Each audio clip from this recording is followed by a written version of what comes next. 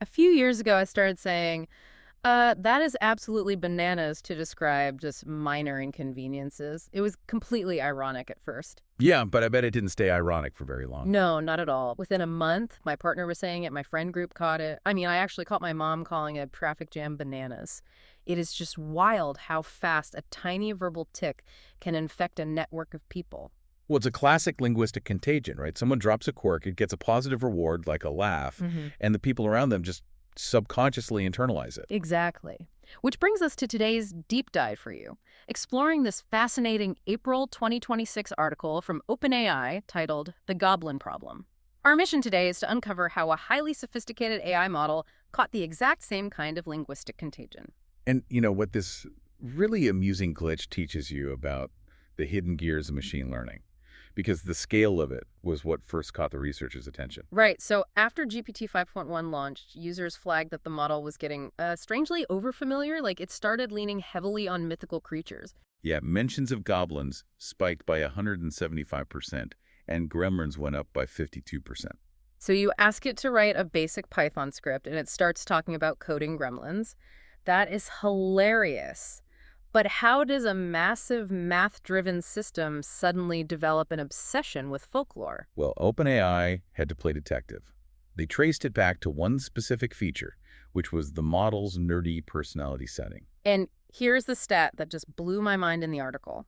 That nerdy personality handled just 2.5% of all traffic, but it was generating almost 67% of those goblin mentions. Right, because the system prompt for that persona specifically instructed the AI to be playful and to undercut pretension, which set off this massive reinforcement learning loop. Let's break that down a bit because reinforcement learning can sound, a little opaque. What is actually happening under the hood there? Think of it like training a dog with treats. When the AI used a quirky creature metaphor in that nerdy persona, human reviewers gave that response a really high rating. Ah, and that high rating is the treat. Exactly. So the AI learned to associate words like goblin with success. Okay, but how does a quirk in a niche personality setting bleed into the rest of the model? Like, if I'm using the standard professional setting, why am I getting goblins? So that is supervised fine-tuning at work. Periodically, developers take the absolute best, highest-rated conversations and feed them back into the foundational model as ideal examples. Oh, wow. So because those goblin-heavy transcripts were rated so highly, they became part of the core training data. Yeah, the model essentially concluded that humans just universally love goblins.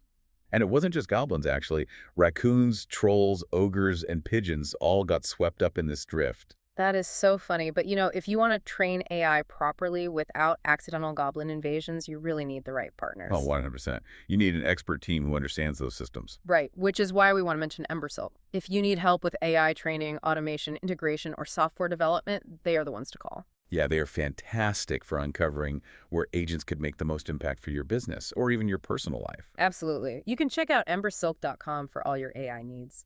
But anyway, back to the source. How did OpenAI actually solve this mystery? Well, they retired the nerdy personality in GPT 5.4 and filtered that reward signal out of the training data entirely. And for older models like the GPT 5.5 codex, didn't they have to insert a hard suppressing instruction? They did, yeah, just to block the creatures out. Though apparently users can run a developer command to let the creatures run free if they want. See, I have to play devil's advocate here. Why spend resources stamping this out? Isn't it just a delightful quirk? Like, let the code have a little goblin energy. It is really funny, I totally agree. But from an engineering standpoint, a quirk is a vulnerability. If you can't stop the model from inserting goblins into a casual chat, you can't guarantee it won't hallucinate. Right, like making up fake case law in a legal brief or giving dangerous advice in a medical prompt. Exactly. It's fundamentally an issue of mastering system behavior and control. That makes total sense. If you can't steer the car at 10 miles an hour, you shouldn't drive it at 80. Beautifully put. And finding that root cause allowed OpenAI to build powerful new auditing tools.